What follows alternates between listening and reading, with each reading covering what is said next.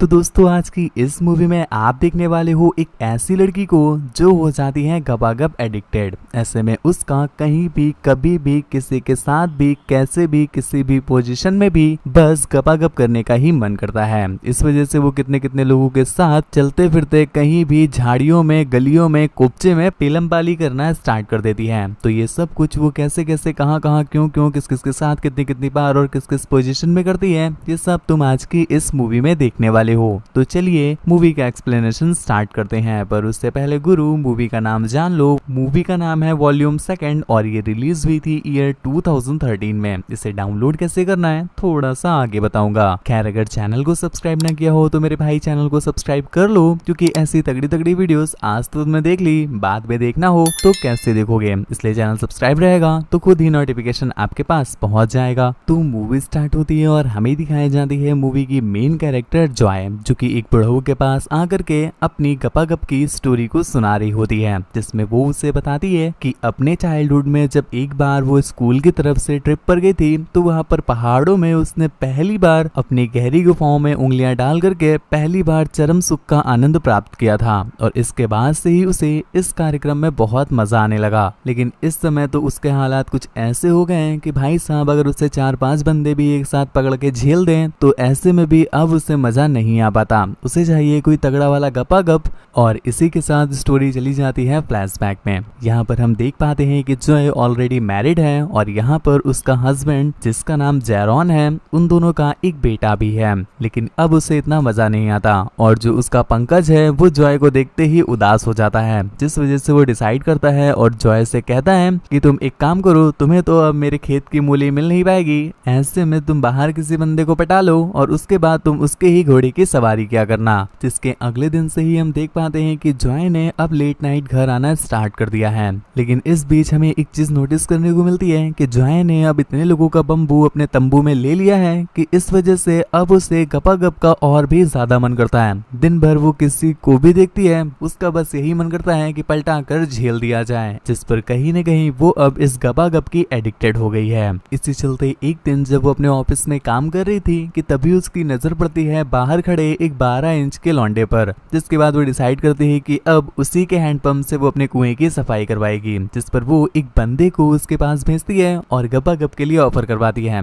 तो वो भी मना नहीं करता है। जिसके अगले सीन में हम इन्हें ओयो में देख पाते हैं, परंतु भाई साहब इसे कहते हैं सच्चा यार। तुम देख रहे हो गुरु, जॉय ने उसके अकेले गपागप के लिए बोला था, पर भाई साहब अपने दोस्त को नहीं भूला। यहाँ पर साले एक गर्लफ्रेंड क्या बन जाती है, साथ चलना तक भूल जाते हैं। और एक ये बंदा है कि यहाँ तक उसको साथ लेके आया है, जिसके बाद ये दोनों ही मिलकर खेतों की अच्छे से सिंचाई करते हैं। परंतु यहाँ पर हम जॉय को देख पाते हैं कि जिसने अभी अभी 12 इंच का पूरा झेल लिया है, पर फिर भी उसे कहीं ना कहीं मजा नहीं आया, जिस पर उसे समझ नहीं आता कि ऐसा वो क्या करे कि उसे वापस मजा आने लग जाए। और तभी उसे के नाम का एक बंदा याद आता है। और यहाँ पर गुरु हम आपको क्लियर कर दें, जॉनी भैया और इनका काम लगभग सेम ही है। वो भी गर्मी मिटाते हैं और ये भी गर्मी मिटाते हैं, बस तरीका अलग है। वो गर्मी मिटाते हैं अपने हथियार से और ये मिटाते हैं तरह तरह के औजार से। जी हाँ, ये थपड़िया के, लतिया के और तरह तरह के औजार चला करके लड़कियों के अंदर जो उमड़ रही गर्मी है उसे ये तरह तरह की टूल्स की हेल्प से शांत कर देते हैं। और इसीलिए जॉय यहाँ पर आई है,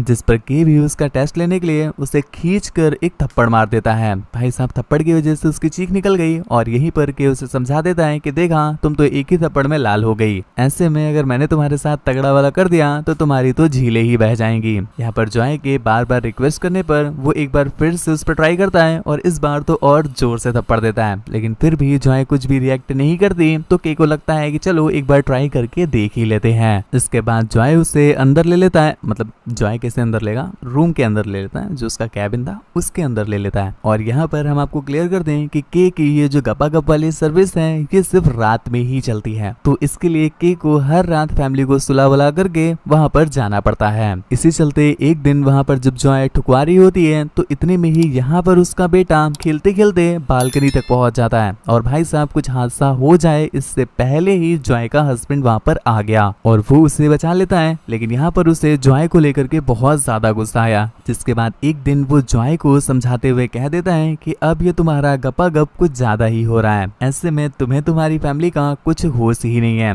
और भाई साहब तुम्हें और हमें तो यही लगेगा कि जॉय की ये सुनकर के फट फट गई होगी और वो आज से सब कुछ बंद कर देगी। तो ना हम आपको क्लियर कर दें कि जॉय तो सीधा वहां से उठ करके के पास चली जाती है। मतलब समझ रहे हो तुम, क्या अपना क्या पराया, बस वही अपना जिसने मेरा पानी बहाया। खैर इसके बाद सीन स्विच होता है काफी सालों के बाद और यहाँ पर हम जॉय को देख पाते हैं कि भाई साहब उसने इतना गपागप किया है कि जो उसकी गपागप की गुफा है वो फट के गोदाम हो गई है। ऐसे में वो अपनी बॉस के पास जाती है 1 साल की सैलरी एडवांस में लेने के लिए ताकि वो उसकी सर्जरी करवा के फिर से गोदाम को गुफा बनवा सके। तो यहाँ पर उसकी बॉस उसे समझाते हुए कहती है कि तुम्हें कोई मेंटली डिसऑर्डर हुआ है, ऐसे में अगर तुम्हें 1 साल की सैलरी एडवांस चाहिए तो मैं दे सकती हूँ, इसमें कोई प्रॉब्लम नहीं है, पर इससे पहले तुम मुझे प्रॉमिस करो कि इस सैलरी से तुम एक साइकोलॉजिस्ट हायर करोगी क्योंकि तुम्हें जो प्रॉब्लम है वो बहुत ज्यादा बढ़ गई है। जिसके बाद सीन वापस स्विच होता है वही बुढ़ऊ के पास और यहीं पर वो उससे बताती है कि मैं साइकोलॉजिस्ट के पास कभी भी नहीं जाना चाहूंगी क्योंकि एक बार ऐसा हुआ था कि मैंने एक लौंडे के शहजादे को बिना शेरवानी पहनाए ही अपनी गुफा में ले लिया था, जिस वजह से उसके शहजादे को उल्टियां हो गई और उसने मेरी गुफे में ही उल्टियां कर दी। हालांकि मुझे तुरंत तो नहीं पता चल पाया, पर काफी हफ्तों के बाद जब मुझे ये बात पता चली तो मैं अपनी गायनेकोलॉजिस्ट के पास एबॉर्शन के लिए गई थी, पर उन्होंने मुझे ये बोल करके मना कर दिया कि पहले तुम्हारी मेंटल कंडीशन मुझे ठीक नहीं लग रही, इसलिए तुम साइकोलॉजिस्ट के पास जा करके उनसे ये कंफर्म करके लिखवा कर लाओ कि तुम सच में एबॉर्शन चाहती हो। मैं गई एक साइकोलॉजिस्ट के पास, परंतु भाई साहब वो तो एक नंबर का तूतिया पुरुष, उसे एबॉर्शन से ज्यादा तो मेरा पेट भटूरा बनाने में इंटरेस्ट था।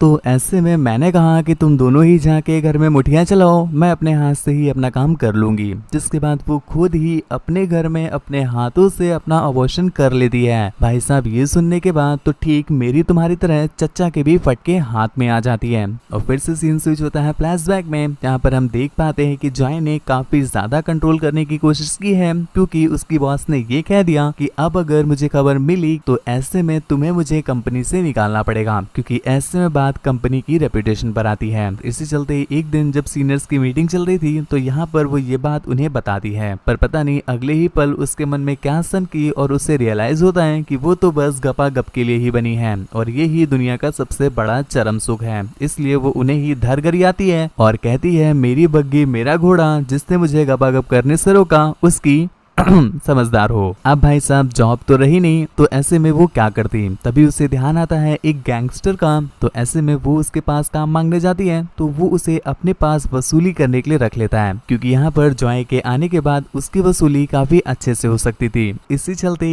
एक दिन वो बंदा उसे सजेस्ट करता है कि तुम्हें अपने साथ एक पार्टनर को भी रखना चाहिए, और इसके साथ साथ वो उसे एक लड़की सजेस्ट भी करता है जिसका नाम पी था। तो ज्यादा देरी ना करते हुए जॉय भी उसके साथ फ्रेंडशिप कर लेती है और उनकी दोस्ती इतनी ज्यादा बढ़ जाती है कि पी डायरेक्टली अब जॉय के घर में ही शिफ्ट हो गई है। इस बीच जॉय भी उसे अब अपने धंधे में उतारना चाहती है तो वो उसे तरह तरह के ज्ञान ठोकने लगती है, पर इस बीच हम देख पाते हैं कि जॉय की आदतें तो सुधरेंगी नहीं और इतनी रात को उसे कोई बंदा मिलेगा भी नहीं, तो वो वहीं पर पी को ही पलटा के चाटने लग जाती है। जिसके बाद इनका ये गड्ढा मिलाओ कार्यक्रम भी होता है और इस पर पी को भी काफी ज्यादा मजा आया, तो ये लोग हर रात गड्ढा मिलाने वाला कार्यक्रम करने लग जाते हैं। पर एक दिन उन्हें ऑर्डर आता है कि जो जॉय का पहले वाला हस्बैंड था उससे वसूली करनी थी। अब भाई साहब जॉय उसके सामने जाना नहीं चाहती थी तो वो पी को ही उसके पास भेज देती है और फाइनली पी भी उससे वसूली कर लाती है। ऐसे करते करते कुछ दिन और बीत गए, पर यहाँ पर जॉय को पता चला कि पी का अब उसके एक्स वाले हस्बैंड के साथ गपागप वाला रिलेशनशिप बन गया है। जॉय की ये सुन करके तो बिल्कुल झाड़ियां जल जाती हैं और वो डिसाइड करती है कि वो दोनों को ही निपटा देगी।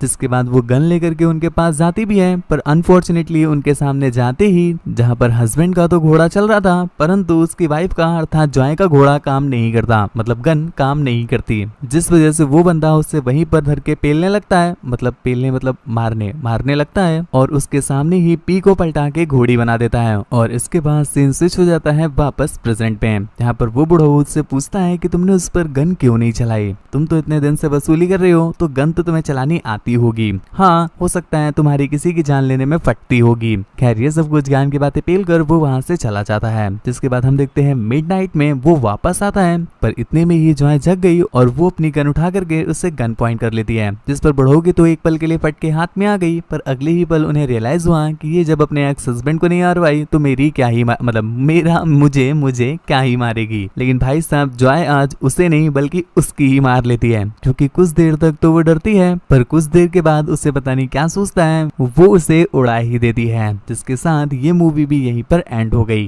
गुरु तुम्हें मूवी कैसी लगी हमें नीचे कमेंट करके जरूर बताना, और अगर तुम किसी टाइप की मूवी का या किसी एक स्पेसिफिक मूवी का एक्सप्लेनेशन चाहते हो तो उसको भी तुम नीचे कमेंट कर सकते हो। मैं भी सोच रहा हूँ इस समय एक सीरीज निकाल दूं सिर्फ आपकी ही रिक्वेस्टेड मूवीज को एक्सप्लेन करने की। तो ऐसे में देरी किस बात की, लग जाओ अपनी टाइप की मूवी बताने के लिए या फिर मूवी का नाम बताने के लिए। वीडियो को लाइक नहीं किया है तो प्लीज मेरे भाई वीडियो को लाइक कर दीजिएगा, और चैनल को सब्सक्राइब नहीं किया है तो प्लीज भाई चैनल सब्सक्राइब कर लीजिएगा ऐसी ही और भी ज्यादा तगड़ी तगड़ी मूवीज देखने के लिए। मुझसे बात वगैरह करना चाहते हो या मुझे देखना चाहते हो तो इंस्टा पर फॉलो करके मैसेज कर लो। मेरी इंस्टा आईडी तुम्हें स्क्रीन पर दिख रही है, लिंक नीचे डिस्क्रिप्शन में दिया हुआ है। और हाँ, मूवी को डाउनलोड कैसे करना है तो मेरे भाई डिस्क्रिप्शन में जाओ, वहां पर मेरे टेलीग्राम चैनल का लिंक दिया है, उस पर क्लिक करके उसे ज्वाइन कर लो। वहां पर आपको सारी मूवीज के लिंक मिल जाएंगे। तो आज के लिए बस इतना ही। Thank you, bye bye, signing of.